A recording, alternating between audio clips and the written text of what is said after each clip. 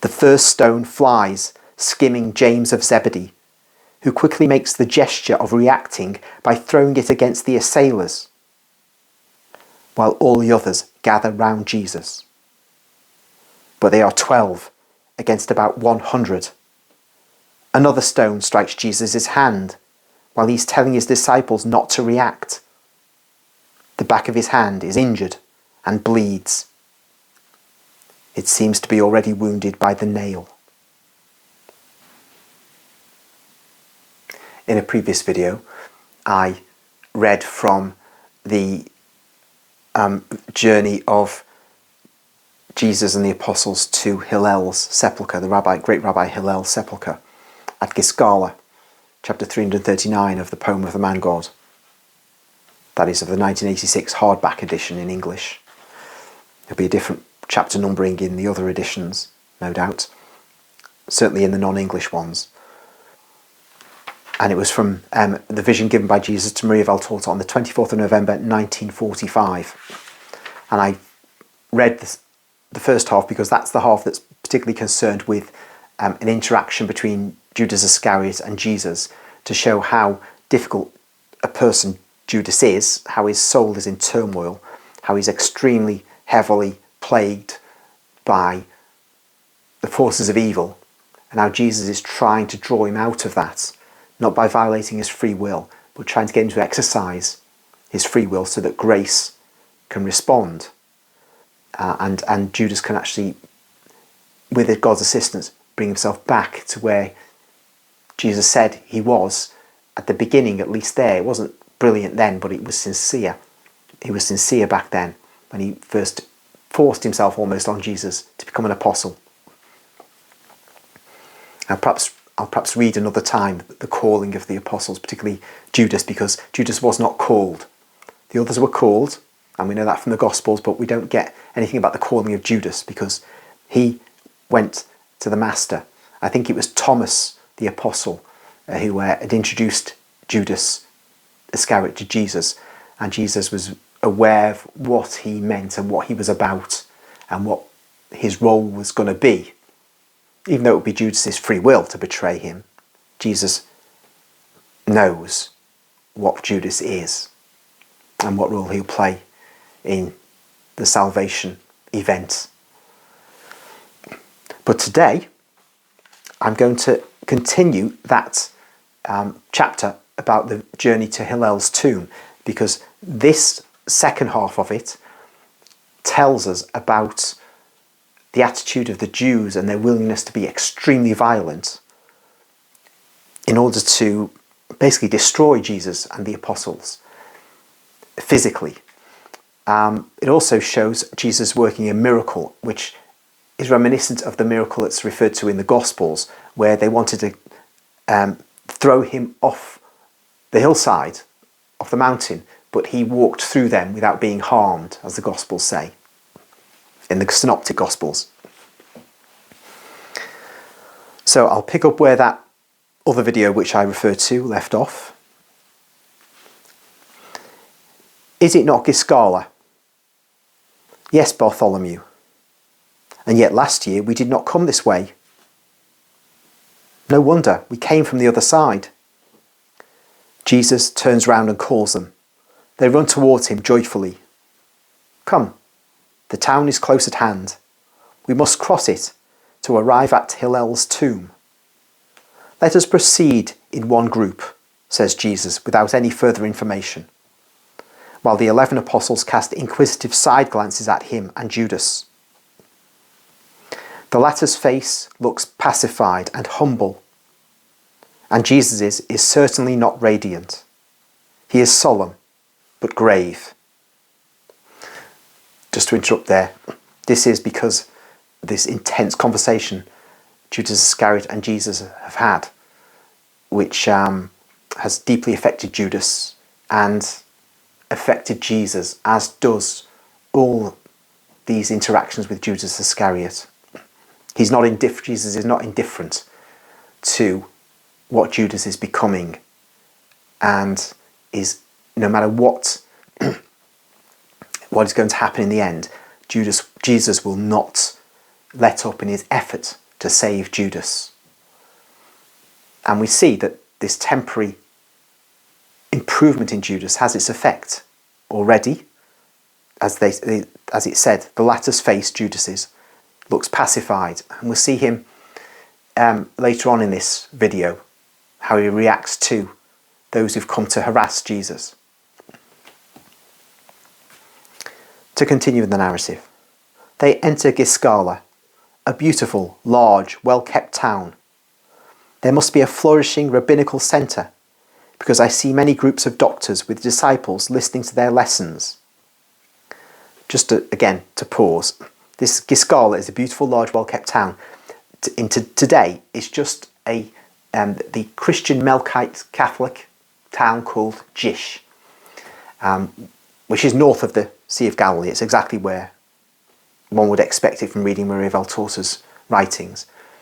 But its glory days have gone. Obviously, when the Romans waged war there in the Jewish War of 66 to 73, and then when the war broke out again in around AD 135, Jewish towns were devastated, and so we have very little left of many of the glories that Maria Valtorta describes. So it's a beautiful, large, well-kept town, Giscala, and she says there must be a flourishing rabbinical centre because I see many groups of doctors with disciples listening to their lessons. The apostles passing through, and the master especially, draw the attention of many people, and a great deal of them follow the group. Some sneer. Some call Judas of Kerioth, but he is walking beside the master and does not even turn round. Once again, just to pause, Judas of Kerioth is Judas Iscariot. Kerioth is the town from which Judas comes, and one reads in commentaries there's a question of whether Judas's origin is Kerioth. I think it may be in the I can't remember, a biblical encyclopedia. I've got 5-volume set. But that's speculation, but it is clear from Maria Valtorta's writings Judas Iscariot is from Kerioth. They go out of town towards the house, in the neighbourhood of which is Hillel's sepulchre. How impudent of you! He's imprudent and impudent. He's provoking us. Desecrator. Tell him, Aziel. I will not be contaminated. Saul, you are only a pupil. You can tell him. No. Let us tell Judas. Call him. The young man, whose name is Saul, a thin, pale fellow with very large eyes and mouth, approaches Judas and says to him, Come, the rabbis want you. I will not come. I'm staying where I am. Leave me alone. The young man goes back to his masters and tells them. Just to pause again. I might wonder, why are these Jews saying going to get Judas Iscariot? Why him? What do they have to do with him? What's their connection with him? Well, that's something which you'll know if you've read the poem of the Man God. He has been in contact with Pharisees, scribes, with the temple, with the priests for some time, giving information about Jesus' whereabouts, what he's saying, and he's getting money from them. And so for them, he's one of them, but they have to be a bit discreet. But now, because Jesus is in a good phase, he's telling him to go away. Just continue now, the narrative. In the meantime, Jesus, in the middle of his apostles, is praying reverently near Hillel's whitewashed sepulchre. The rabbis approach the group slowly, like silent snakes, and watch. And 2 elderly bearded ones pull the tunic of Judas, who, since they gathered to pray, is no longer protected by his companions. Well, what do you want, he asks, in a low but resentful voice. Is one not even allowed to pray? Just one word, then we will leave you in peace. Simon Zealot and Thaddeus turn round and tell the noisy disturbers to be quiet." Judas moves a few steps aside and asks, "What do you want?" I do not hear what the older man whispers in Judas's ear, but I distinctly see the gesture of Judas, who steps aside resolutely, saying, "No, leave me in peace, poisoned souls. I don't know you. I don't want to have anything more to do with you." The rabbinical group bursts into a scornful laugh and threaten, "Watch what you do, you silly boy." And again, just to pause, you'll notice that Judas Iscariot says, "I don't want to have anything more to do with you." So clearly he has had something to do with them. And that's, as I was saying just a little while ago, he's been actively involved for them for quite some time. So you can see now, his betrayal of Jesus isn't a sudden thing that comes almost out of nowhere, because the sacred writers don't have the space to give us all this information, all this background information about Judas. And anyway, talking about him is distasteful. St. John, who refers to him as a thief, refers to him that in passing, doesn't want to go into it in any detail. So in response then to them saying to Judas, "Watch what you do, you silly boy," Judas replies, "You had better watch. Go away. You can go and tell the others, all the others. Have you understood? You can apply to anybody you like, but not to me, you devils." And he leaves them. He has spoken so loudly that the apostles turn round, dumbfounded. Jesus does not. Not even after the scornful laugh and threat, "We will see you again, Judas of Simon. We will meet again," that resounds in the silence of the place. Judas goes back to his place. He moves aside Andrew, who has gone close to Jesus. And as if he wished to be defended and protected, he takes the hem of Jesus' mantle in his hands. Just to stop again, that is a very, very poignant moment, I think, because this is the moment of Judas's sincerity. If he'd have held on to that and sought to build upon it, then the Messiah would still have been killed, but it wouldn't have been effectively at Judas Iscariot's hands. It would have been some other betrayer, not another apostle. There was no way, we know from their characters, from this writing, that they were not ever going to do that. They're never going to sell our Lord. But there would have been a betrayal from someone else, maybe in the 72 disciples, or maybe not even them, maybe further afield. So it need not have been at the hands of Judas of Kerioth, Judas Iscariot. And him taking the hem of Jesus' mantle shows that he really wanted to be done with the temple, to be finished with those people, and to strive to be good. But it's just his failure to build upon that was his downfall. Continuing then. The angry men then rage against Jesus. They come forth threatening and shouting, "What are you doing here, you? Anathema! Anathema of Israel! Go away! Don't make the bones of the just man, whom you are not worthy to approach, stir in the grave. We will tell Gamaliel, and will have you punished." Jesus turns round and looks at them, one at a time. "Why are you looking at us like that, you demoniac?" "To become better acquainted with your faces and your hearts, because not only my apostle will see you again, I will as well. And I want to know you well, so that I can recognize you at once." "Well, have you seen us? Go away. If Gamaliel were here, he would not allow you to be here." Jesus replies, "I was here last year with him." "That is not true, you liar." "Ask him, and since he is an honest man, he will tell you that I was here with him. I love and venerate Hillel. I respect and honour Gamaliel. They are two men through whose justice and wisdom the origin of man is revealed, as they remind us that man was made in the likeness of God. Again, just a pause. There's much I must record about Gamaliel and Jesus' interactions with Gamaliel. Gamaliel is mentioned in the Acts of the Apostles, but we hear nothing else about him. And we know the Jews revere him. I'm not sure if in the Eastern Orthodoxy, they revere him as a saint. I just can't remember. But Gamaliel is a great man, but a stubborn Israelite. He justly applies the law, but rigorously, and has difficulty breaking out of his way of thinking to appreciate that Jesus is the fulfillment of the law. But he does regard Jesus' words as extremely wise.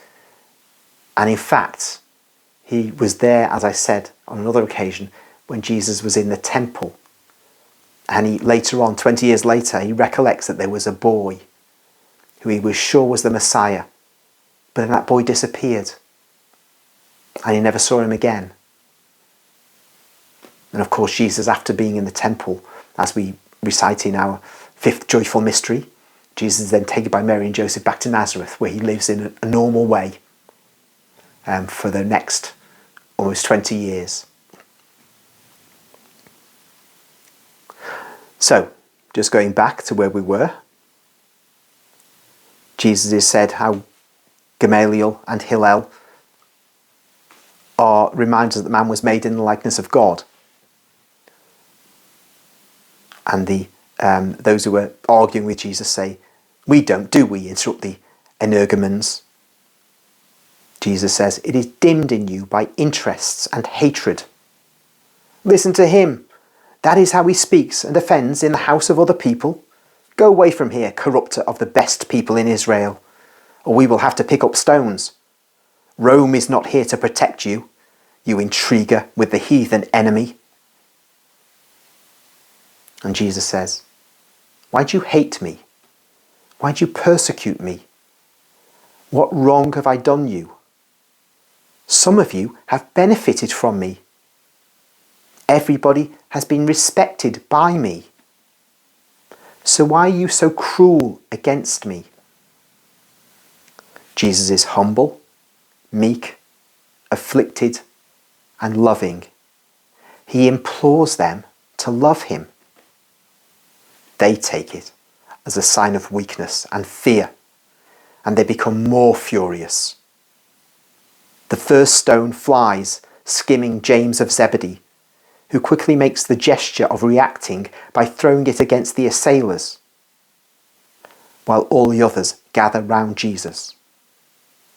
But they are 12 against about 100.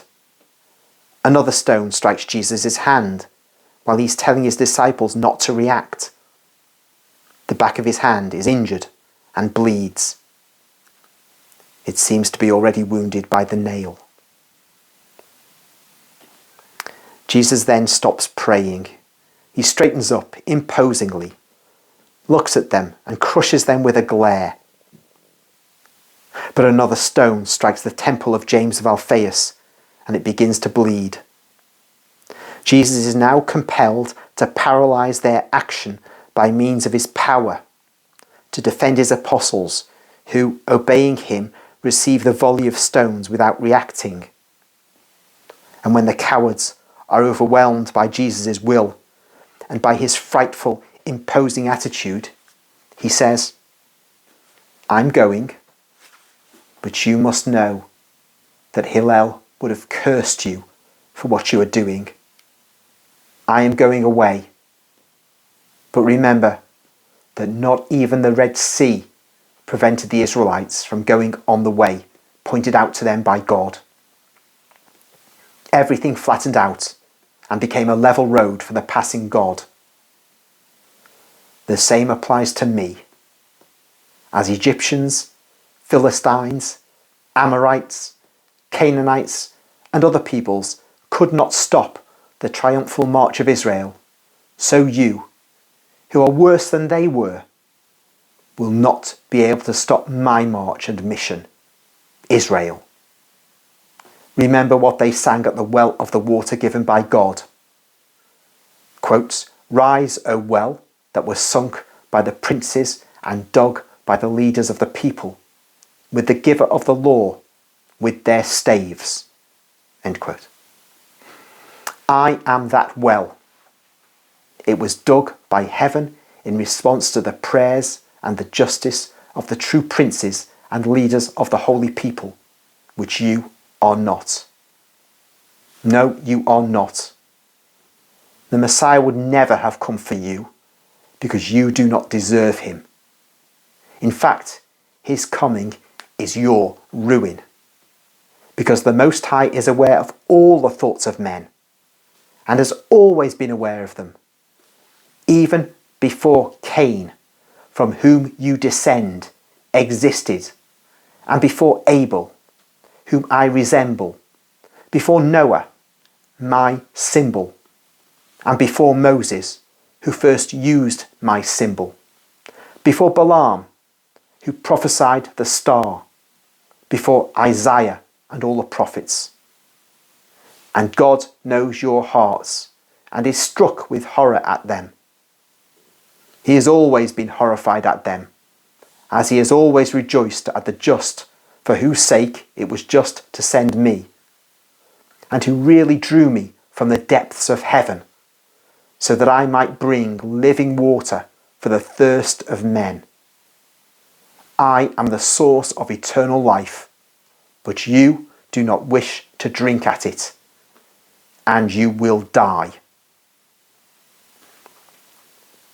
And he walks slowly through the paralyzed rabbis and their pupils, and goes on his way slowly, solemnly, in the amazed silence of men and things.